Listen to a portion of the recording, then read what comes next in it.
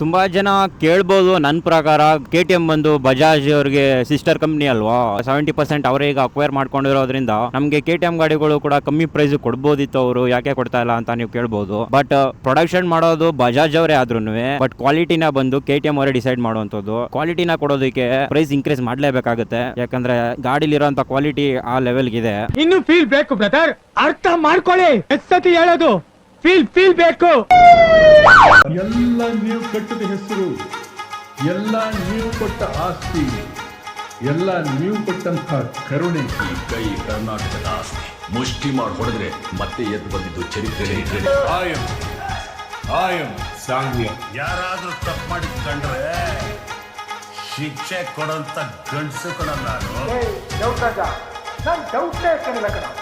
ನಮ್ಮ ಬೈಕಲ್ಲಿ ದೀಪಾವಳಿ ಬಂದೇ ಬರುತ್ತೆ. ಪಟಾಕಿ ಯಾವಂದೇ ಆಗಿರ್ಲಿ, ಅಂಥವ್ರು ನಾವಾಗಿರ್ಬೇಕು.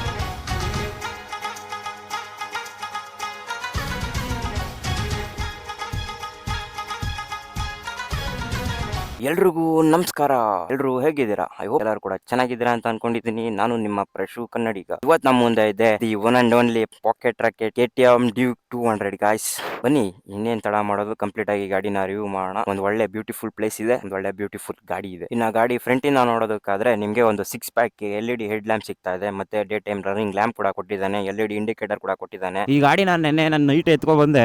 ಹೆಡ್ಲೈಟ್ ತ್ರೋ ಏನೋ ಚೆನ್ನಾಗಿರುತ್ತೆ ಅಂತ ಅನ್ಕೊಂಡೆ. ಲಿಟ್ರಲಿ ಹೇಳ್ತೀನಿ, ಹೆಡ್ಲೈಟ್ ತ್ರೋ ಒಂಚೂರು ಕೂಡ ಚೆನ್ನಾಗಿಲ್ಲ. ನೀವು ರೋಡಲ್ಲಿ ಒಬ್ಬನೇ ಹೋಗ್ಬೇಕಾದ್ರೆ ಇಲ್ಲ ಫ್ರೆಂಡ್ಸ್ ಜೊತೆ ಹೋಗ್ಬೇಕಾದ್ರೆ ಲೈಟ್ ತ್ರೋ ಚೆನ್ನಾಗೇ ಬರುತ್ತೆ. ಅಪೋಸಿಟ್ ಅಲ್ಲಿ ಏನಾದ್ರು ಲಾರಿ ಒಂದು ಬಂದ್ರೆ ನಿನ್ ಹೆಡ್ಲೈಟ್ ನಿನ್ಗೆ ಸಪೋರ್ಟ್ ಮಾಡಲ್ಲಪ್ಪ. ಫ್ರಂಟ್ ಇಂದ ನೋಡೋದಿಗೆ ಸೇಮ್ ಅದೇ ಸೆಕೆಂಡ್ ಜನರೇಷನ್ ಡ್ಯೂಕ್ 390 ಏನಿತ್ತಲ್ಲ ಅದೇ ಲುಕ್ ನ ಡೈರೆಕ್ಟ್ ಈ ಗಾಡಿಗೆ ಇನ್ಪುಟ್ ಮಾಡಿರುವಂತದ್ದು. ಯಾಕಂದ್ರೆ ಥರ್ಡ್ ಜನರೇಷನ್ ಬಂದ್ಮೇಲೆ ಸೆಕೆಂಡ್ ಜನರೇಷನ್ ಗಾಡಿನ ಕ್ಯಾರಿ ಮಾಡ್ಬೇಕಲ್ಲ, ಅದಕ್ಕೋಸ್ಕರ ಡ್ಯೂಕ್ 200 ಗೆ ಆ ಡಿಸೈನ್ ನ ಕ್ಯಾರಿ ಮಾಡಿದ್ದಾರೆ. ಸೇಮ್ 390 ಏನಿತ್ತಲ್ಲ ಸೆಕೆಂಡ್ ಜನರೇಷನ್, ಅದನ್ನ ತೆಗೆದು ಈ ಗಾಡಿಗೆ ಹಾಕಿರುವಂತದ್ದು. ಬಟ್ ಇಂಜಿನ್ ಒಂದು ಚೇಂಜ್ ಆಗುತ್ತೆ ನಮಗೆ. ಇನ್ನ ರೇರ್ ನೋಡಿದ್ರೆ ಸೇಮ್ ಅದೇ 6 ಪ್ಯಾಕ್ ಟೈಲ್ ಲ್ಯಾಂಪ್ ಕೂಡ ಕೊಟ್ಟಿದ್ದಾನೆ, ಸೇಮ್ LED ಇಂಡಿಕೇಟರ್ಸ್, ಒಂದ್ ಒಳ್ಳೆ ಟೈಲ್ ಗಾಡಿ ಕೂಡ ಸಖತ್ತಾಗಿದೆ. ಇನ್ನ ಗಾಡಿ ಸಸ್ಪೆನ್ಷನ್ ಬಗ್ಗೆ ಹೇಳಿದ್ರೆ WP Apex ಇನ್ವರ್ಟೆಡ್ ಸಸ್ಪೆನ್ಷನ್ ನ ಕೊಟ್ಟಿರುವಂತದ್ದು. Top notch of the suspension ಅಂತಾನೆ ಕೂಡ ಹೇಳ್ಬೋದು. ರೇರ್ ಬಂದು ನಮಗೆ ಮೋನೋಶಾಕ್ 5 ಸ್ಟೆಪ್ ಅಡ್ಜಸ್ಟಬಲ್ ಸಸ್ಪೆನ್ಷನ್ ಸಿಗ್ತಾ ಇದೆ. ಪ್ರಿಲೋಡ್ ಅಡ್ಜಸ್ಟ್ ಮಾಡಬಹುದು ಈ ಸಸ್ಪೆನ್ಷನ್ ಅಲ್ಲಿ ನಾವು. ಗಾಡಿ ಸಸ್ಪೆನ್ಷನ್ ಸಖತ್ತಾಗಿದೆ. ಆಕ್ಚುಲಿ ರೋಡ್ಗೂ ಕೂಡ ಹೇಳ್ ಮಾಡಿಸಂಗಿದೆ. ಈ ತರ ಸಣ್ಣ ಪುಟ್ಟ ಆಫ್ ರೋಡ್ಗೂ ಕೂಡ ಮ್ಯಾನೇಜಬಲ್ ಇದೆ. ಒಟ್ನಲ್ಲಿ ಯಾವ್ದೇ ಅಡ್ಡ ಪುಂಡೆ ಅದನ್ನು ನೋಡ್ಕೊಂಡು ಇಳಿಸಬೇಕಷ್ಟೇ, ಯಾಕಂದ್ರೆ KTM ವೀಲ್ಸ್ ಗಳು ಹೊಡೆದೋಗೋ ಜಾಸ್ತಿ. ಇನ್ನ ಗಾಡಿ ಬ್ರೇಕ್ಸ್ ಬಗ್ಗೆ ಹೇಳೋದಾದ್ರೆ ನಿಮ್ಗೆ 320mm ಡಿಸ್ಪ್ಲೇ ಸಿಗ್ತಾ ಇದೆ, ಮತ್ತೆ ಬೈ ಬ್ರೇಕ್ ಕ್ಯಾಲಿಪರ್ ಕೊಡ್ತಾ ಇದ್ದಾನೆ. ಬ್ರೇಕಿಂಗ್ ಮಾತ್ರ ಕ್ರೇಜಿ ಅನ್ಕೊಳ್ಳಿ. ಆಕ್ಚುಲಿ ಗಾಡಿಲಿ ಡ್ವೆಲ್ ಚಾನಲ್ ಬೇಸ್ ಸಿಗ್ತಾ ಇದೆ ನಮಗೆ. ರೇರ್ ಸ್ವಿಚಬಲ್ ಇದೆ. ರೇರ್ ಬೇಸ್ ನಾವು ಯಾವಾಗ ಬೇಕಂದ್ರೆ ಅವಾಗ ಆಫ್ ಮಾಡ್ಕೋಬಹುದು. ಇನ್ನ ರೇರ್ ಬ್ರೇಕ್ ಬಂದು ನಮಗೆ 230mm ಡಿಸ್ಪ್ಲೇ ಸಿಗ್ತಾ ಇದೆ, ಮತ್ತೆ ಬೈ ಬ್ರೇಕ್ ಕ್ಯಾಲಿಪರ್ ಸಿಗ್ತಾ ಇರುವಂತದ್ದು. ಬ್ರೇಕಿಂಗ್ ಮಾತ್ರ ಕ್ರೇಜಿ ಆಗಿದೆ ಅಂತ ಅನ್ಕೊಳ್ಳಿ. ಬ್ರೇಕಿಂಗ್ ಮಾತ್ರ ಕ್ರೇಜಿ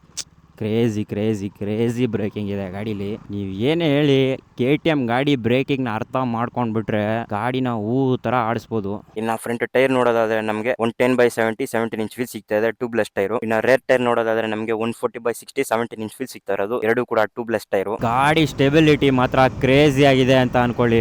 ಮಚ್ ಕೂತಿರುತ್ತೆ ರೋಡಲ್ಲಿ, ಯಾವ್ದೇ ಕಾರಣಕ್ಕೂ ಕೂಡ ಅಳಾಡೋದಿಲ್ಲ. ಮೊದ್ಲೇ KTM ಗಾಡಿಗಳು ಅಂದ್ರೆ ಹೇಳ್ಬೇಕಾ. ಇನ್ನ ಗಾಡಿ ಇಂಜಿನ್ ಸ್ಪೆಸಿಫಿಕೇಶನ್ ಹೇಳೋದಾದ್ರೆ 199cc single cylinder liquid cooled engine ಸಿಗ್ತಾ ಇರುವಂತದ್ದು. 25 bhp 19 newton metre of torque ಇದೆ. ಮತ್ತೆ ನಮಗೆ 6 ಸ್ಪೀಡ್ ಮ್ಯಾನ್ಯುವಲ್ ಗೇರ್ ಬಾಕ್ಸ್ ಸಿಗ್ತಾ ಇದೆ ಈ ಗಾಡಿಲಿ. ಮತ್ತೆ ಇನ್ನ ಗಾಡಿ ಪವರ್ ಅಂತ ಬಂದಾಗ ಮಾತ್ರ ಕ್ರೇಜಿ ಪವರ್ ಇದೆ. ನಿಮ್ಗೆ 5000 RPM ವರೆಗೂ ಮೀಡಿಯಂ ಪವರ್ ಕೂಡ ಕೊಡುತ್ತೆ. 5000 ಮೇಲೆ ಆದ್ಮೇಲೆ ಪವರ್ ಬರುತ್ತೆ ನೋಡಿ, ಕ್ರೇಜಿ ಪವರ್ ಬರುತ್ತೆ. ಇನ್ನ ಗಾಡಿ ಫ್ಯೂಲ್ ಟ್ಯಾಂಕ್ ಕೆಪಾಸಿಟಿ ನೋಡೋದಾದ್ರೆ ನಮಗೆ 13 ಲೀಟರ್ ಫ್ಯೂಲ್ ಟ್ಯಾಂಕ್ ಕೆಪಾಸಿಟಿ ಸಿಗ್ತಾ ಇದೆ. ಆನ್ ಆವರೇಜ್ ನಿಮ್ಗೆ 35 ಕೊಡುತ್ತೆ ಅಂದ್ರೂ ಒಂದು ಫುಲ್ ಟ್ಯಾಂಕ್ ಅಲ್ಲಿ ನೀವು 455 ಕಿಲೋಮೀಟರ್ ಆರಾಮಾಗಿ ಹೋಗಿದ್ ಬರ್ಬೋದು. ಇನ್ನ ಗಾಡಿ ಸ್ಪೀಡೋಮೀಟರ್ ಬಗ್ಗೆ ನೋಡೋದಾದ್ರೆ ನಮಗೆ ಸೇಮ್ ಸೆಕೆಂಡ್ ಜನರೇಷನ್ ಅಲ್ಲಿ ಏನ್ ಬರ್ತಾ ಇತ್ತು ಡ್ಯೂಕ್ 390 ಸ್ಪೀಡೋಮೀಟರ್, ಅದೇ 5 ಇಂಚ್ TFT ಡಿಸ್ಪ್ಲೇ ನ ಕೊಟ್ಟಿರುವಂತದ್ದು ಈ ಗಾಡಿಯಲ್ಲಿ. ಮತ್ತೆ ನಮ್ಗೆ ಇಲ್ಲಿ ಟೈಮ್ ತೋರಿಸುತ್ತೆ, ಮತ್ತೆ RPM ಇದೆ, ಎಷ್ಟು ಸ್ಪೀಡ್ ಹೋಗ್ತಾ ಇದ್ರೆ ಅಂತ ತೋರಿಸುತ್ತೆ, ಯಾವ ಗೇರ್ ಅಲ್ಲಿ ಇದ್ರೆ ಅಂತ ತೋರಿಸುತ್ತೆ. ಮತ್ತೆ ಫ್ಯೂಲ್ ಇಂಡಿಕೇಶನ್ ಕೂಡ ಇಲ್ಲೇ ಇದೆ, ಎಷ್ಟು ಫ್ಯೂಲ್ ರೇಂಜ್ ಬರುತ್ತೆ ಅಂತ ಕೂಡ ತೋರಿಸುತ್ತೆ. ಮತ್ತೆ ಟ್ರಿಪ್ ಮೀಟರ್ ಇದೆ, ಓಡೋಮೀಟರ್ ಕೂಡ ಇದೆ, ನೀವು ಎಷ್ಟು ಸ್ಪೀಡ್ ಹೋಗ್ತಾ ಇದ್ರೆ ಅನ್ನೋದು ಕೂಡ ತೋರಿಸುತ್ತೆ. ಮತ್ತೆ ಇದರಲ್ಲಿ ಬ್ಲೂಟೂತ್ ಕನೆಕ್ಟಿವಿಟಿ ಇದೆ, 10x10 ನ್ಯಾವಿಗೇಷನ್ ಇದೆ, ಕಾಲ್ SMS ಅಲರ್ಟ್ ಇದೆ. ನಮ್ಗೆ ಈ ಗಾಡಿಲಿ ಯಾವುದೇ ರೈಡಿಂಗ್ ಮೂಡ್ಸ್ ಎಲ್ಲ ಏನು ಸಿಗೋದಿಲ್ಲ. ನಮ್ಗೆ ಆಕ್ಚುಲಿ ABS ಮೂಡ್ ಸಿಗುತ್ತೆ, ಒಂದು ರೋಡ್ ಮೋಡ್ ಮತ್ತೆ ಇನ್ನೊಂದು ಸೂಪರ್ ಮೋಟೋ ಮೋಡ್ ಅಂತ. ಸೂಪರ್ ಮೋಟೋ ಮೋಡ್ ಅಲ್ಲಿ ನಮಗೆ ರೇರ್ ABS ಕಂಪ್ಲೀಟ್ ಆಗಿ ಆಫ್ ಆಗ್ಬಿಡುತ್ತೆ. ಇನ್ನ ಗಾಡಿ ಗ್ರೌಂಡ್ ಕ್ಲಿಯರೆನ್ಸ್ ಅಂತ ಬಂದ್ರೆ ಗ್ರೌಂಡ್ ಕ್ಲಿಯರೆನ್ಸ್ ಬಂದು 170mm ಗ್ರೌಂಡ್ ಕ್ಲಿಯರೆನ್ಸ್ ಇದೆ. ನೀವು ಆಫ್ ರೋಡ್ ಅಲ್ಲಿ ಎತ್ಕೊಂಡ್ ಬರ್ತೀರಾ ನನ್ನಂಗೆ ಅಂದ್ರೆ ಲಿಟ್ರಲಿ ಹೇಳ್ತೀನಿ ಆಗಲ್ಲ. ಒಂದು ಬ್ಲಾಸ್ಟ್ ಪ್ಲೇಟ್ ಹಾಕ್ಸ್ಕೊಂಡ್ ಬಿಡಿ, ಎಲ್ಲೆಂದೆಲ್ಲ ಬಿಟ್ಬಿಟ್ರೆ ನೀವು ತುಂಬಾ ಕಷ್ಟ ಆಗ್ಬಿಡುತ್ತೆ ನಿಮ್ಗೆ. ನನ್ಗಾಗ್ಲೇ ಆಕ್ಚುಲಿ ಅಲ್ಲಿಂದ ಬರ್ಬೇಕಾದ್ರೆ ಎದ್ಲೋ ಹಂಪಲ್ ಎಲ್ಲ ಹೊಡೀತು, ಬಟ್ ನೋಡ್ದೆ ಅಂತ ಏನ್ ಮೇಜರ್ ಆಗಿಲ್ಲ, ಜಸ್ಟ್ ಟಚ್ ಆಗಿದೆ ಅಷ್ಟೇ. ಇನ್ನು ಗಾಡಿ ವೆಯ್ಟ್ ಬಗ್ಗೆ ಹೇಳೋದಾದ್ರೆ ನಮ್ಗೆ 159 kg ಇದೆ. ತುಂಬಾ ಲೈಟ್ ವೆಯ್ಟ್ ಆಯ್ತು ಗಾಡಿಗೆ. ಇದು ವೆಯ್ಟ್ ತುಂಬಾ ಅಂದ್ರೆ ತುಂಬಾ ಲೈಟ್ ವೈಟ್, ಅದಕ್ಕೆ ಗಾಡಿ ಇಷ್ಟೊಂದು ಕ್ವಿಕ್ ಆಗಿ ಕೂಡ ಇದೆ. ಪವರ್ ಅಂತೂ ಕೇಳ್ಬೇಡಿ ಅಂತ ಅನ್ಕೊಳ್ಳಿ. ಮತ್ತೆ ನೀವು ಈ ಗಾಡಿಲಿ ಹಾರನ್ ಸೌಂಡ್ ಕೇಳಿಸ್ಕೊಂಡಿಲ್ಲ ಅಲ್ವಾ?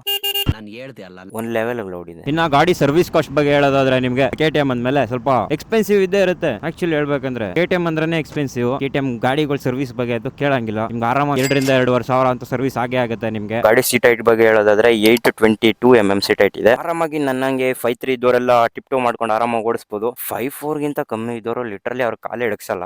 ಆಕ್ಚುಲಿ ನಾನು ಹೆಂಗೋ ಮ್ಯಾನೇಜ್ ಮಾಡ್ಕೊಂಡು ಓಡಿಸ್ತೀನಿ. ಎಕ್ಸಾಸ್ಟ್ ನೋಟ್ ಕೇಳಿಸ್ಕೊಂಡಿಲ್ಲ ಅಲ್ವಾ? ಎಕ್ಸಾಸ್ಟ್ ನೋಟ್ ಕೇಳಿಸ್ತೀನಿ ನೋಡಿ.